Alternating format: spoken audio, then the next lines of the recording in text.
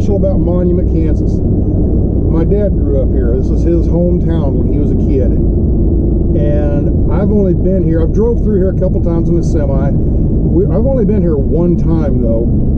I think we stayed at that house. We were on a vacation back when I was a junior in school, in high school.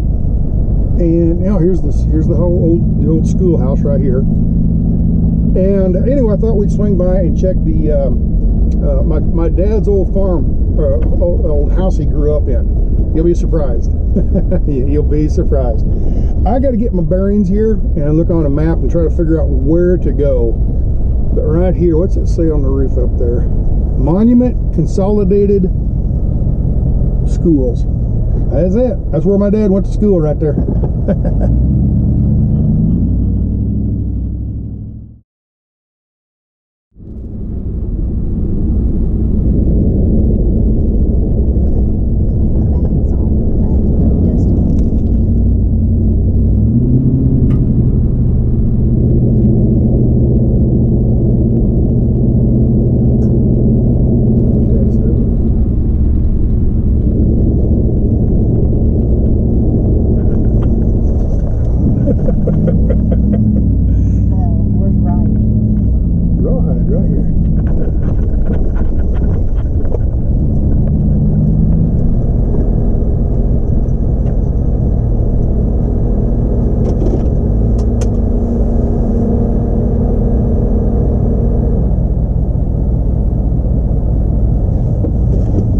We found it. I can see a roof down here. I don't see any cattle. We'll leave the gate open for the 20 minutes. Oh, there's a old prairie dog hole. Right there. Right there's a prairie dog hole. Can you see that? No. Well, let's see here. Right down there, prairie dog hole. There's a couple of them over here. It's like prairie dog town. Look at them all down through here.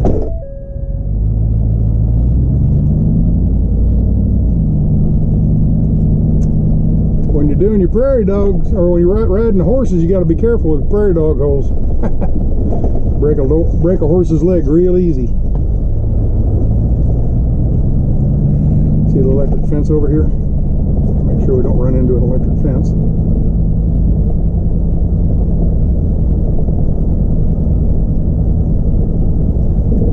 Sure,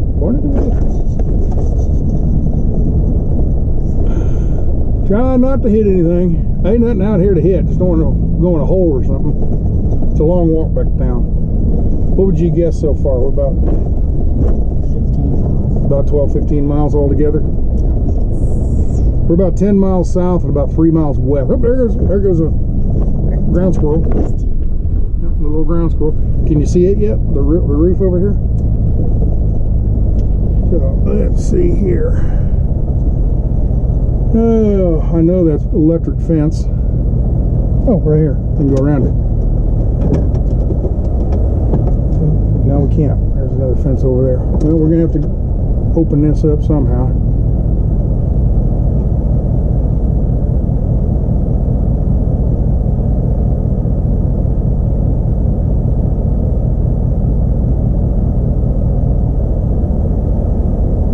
We can drive over the top of that without catching it.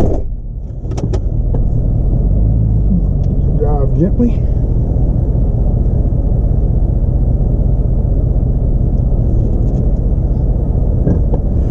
And of course we'll put all of this back when we leave. We won't leave it out undone like that.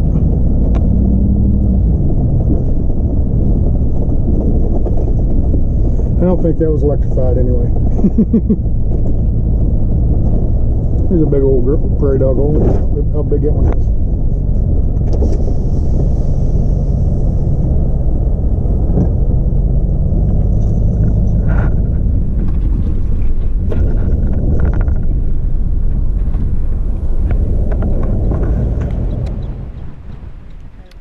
Could you live in it?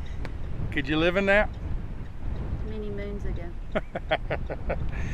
Watch that, see a nail? I ain't worried about the nails. There's a stick that looks like snake. Stick that looks like snake. Yes. Just make a lot of noise, them snakes go away. Just make a lot of noise, they'll be gone.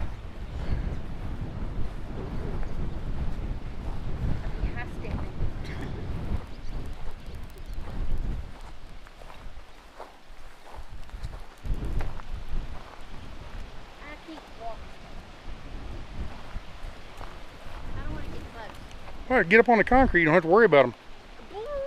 Bull. I call BS. Okay.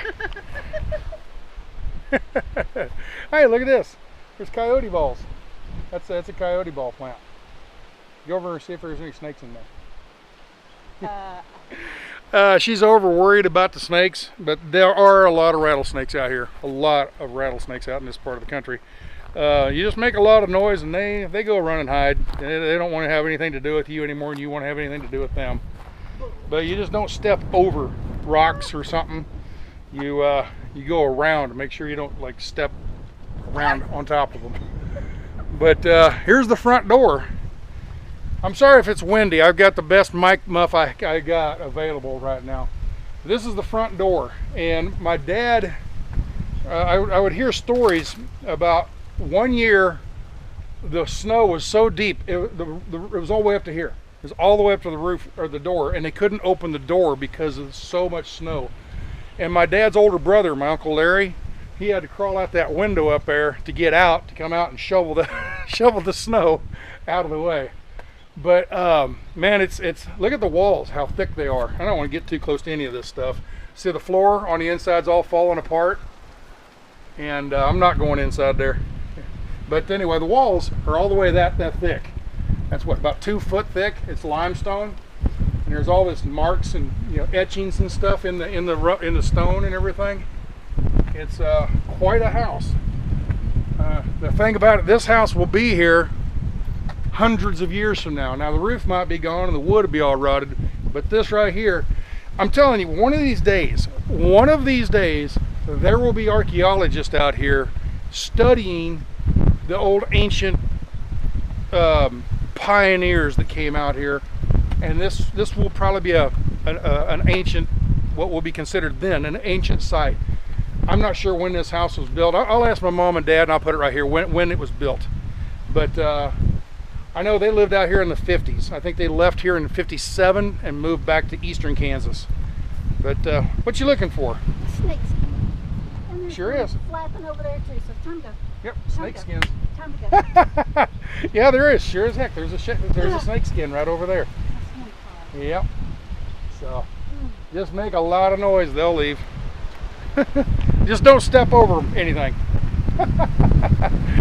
All right. Okay, step right over that.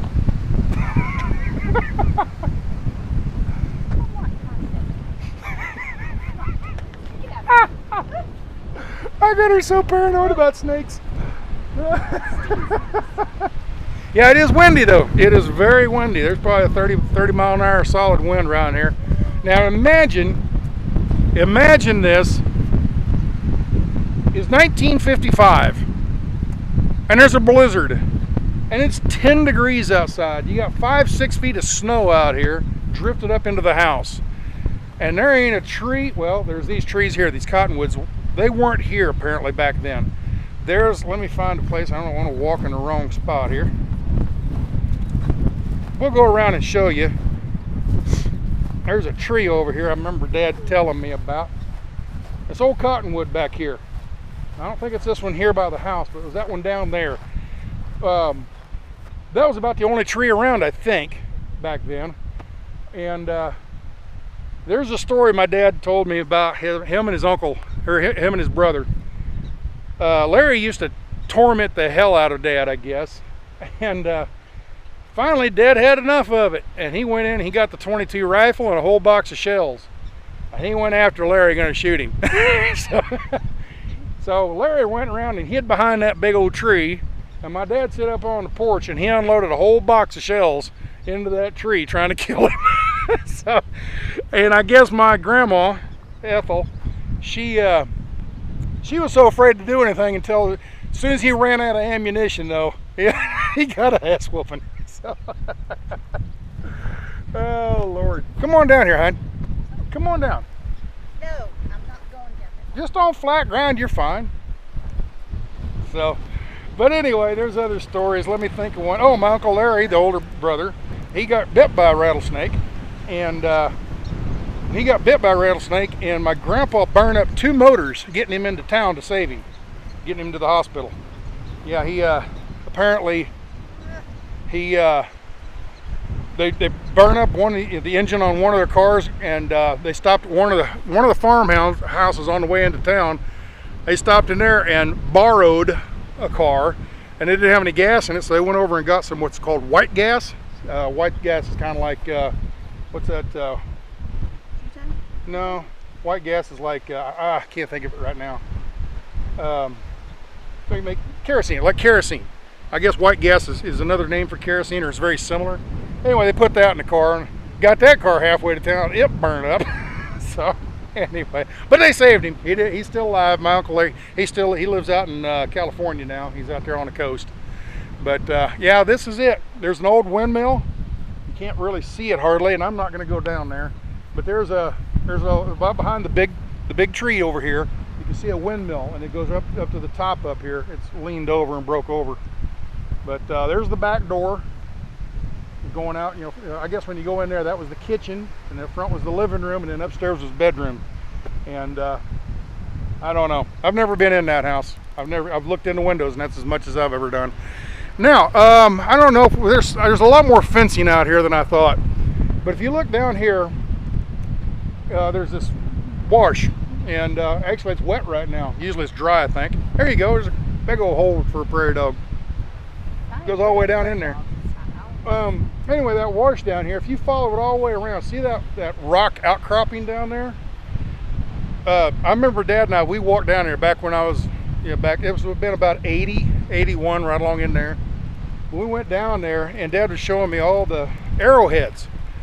There's a flint, an outcropping of flint down there, and all the Indians would sit down in that area. This would be where they'd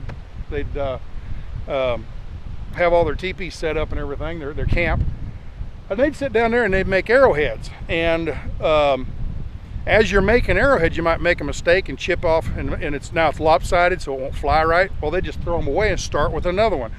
So he says you can go down there, even today, go down and find flint arrowheads down there. They might not be the pretty, good ones for the arrows. They're like broken or misshapen or something. But yeah, this is it. This is it. Let's do a real quick pan, a 360 pan.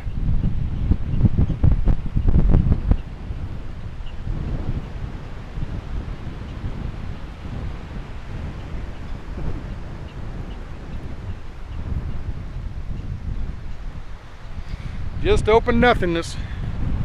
Nice and quiet. My dad, he talks about this area. This was his favorite time of his life, was living out here as a little boy. He looks back at this 7 or 10 years they lived out here. He looks at it as the most fond memories of his life. He really loved it out here. So, well, I think it's time to get going. I just wanted to show you where my dad grew up, and because we were driving right by it on the way over to Kirk's house. So you want to go back inside the house, and you want me to go get that skin? No? Watch out, there's a rock right there. I tease her way too much. Yes, I do. Ciao, people. Say ciao, people. Ciao, people.